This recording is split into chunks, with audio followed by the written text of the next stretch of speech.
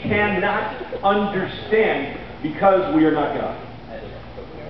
And God says, I am the I am.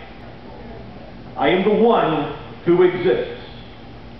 I am the Lord, your God, your ruler, the one who's in charge, the one who takes care of everything, the one that you go to for everything else. And the great thing is that He is saying this after having just proved it.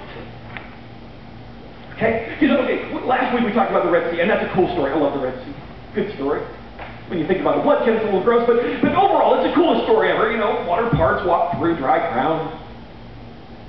Very cool. When they get done with that, they go on a little journey, a little road trip through the wilderness, a little caravan, if you will, a vacation excursion into the wilderness, past the Red Sea. And if you had ever signed up for this, gone down to your travel agent and said, hey, I would like to go on a great cruise through the wilderness, do some camping, I'd like the prepaid, all-inclusive package deal, you would be asking for your money back. Because 3 days after the Red Sea, they've had no water. They've been desperate for water. They see an oasis where there's water. They run, and again, we dug into this in first service, but imagine, several million people rushing towards water all at one time, falling into the water, drinking the water, suddenly realizing the water tastes horrible, and it's rancid and completely bitter, and so the reverse tidal wave starts making its way out of the water as the millions are rushing into the water. I can only see this as a logistical nightmare. The Bible storybooks that I read as a kid really sanitize these stories down. The more you think about them, the really funnier yet kind of scary they are when you really break them down into what's going on.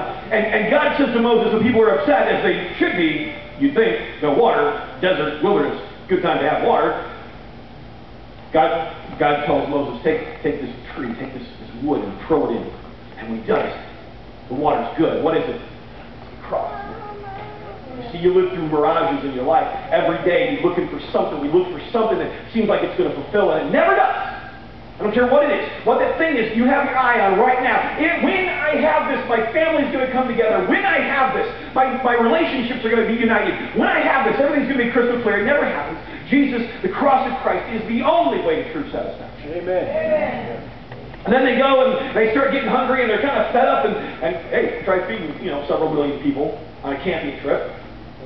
A lot of provisions to be carried around. They start running out of food. They start getting anxious about it. They start getting frustrated. God gives them quail, and then He gives them manna. And every day they have manna in the wilderness. Every day they have new food that comes down from heaven. It shows up outside as the dew burns off. There's this stuff, and it's manna.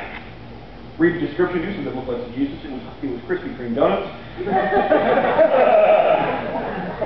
You think I'm kidding?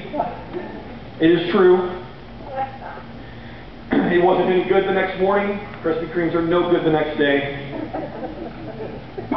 It was sweet like honey. It's Krispy Kreme, I'm telling you.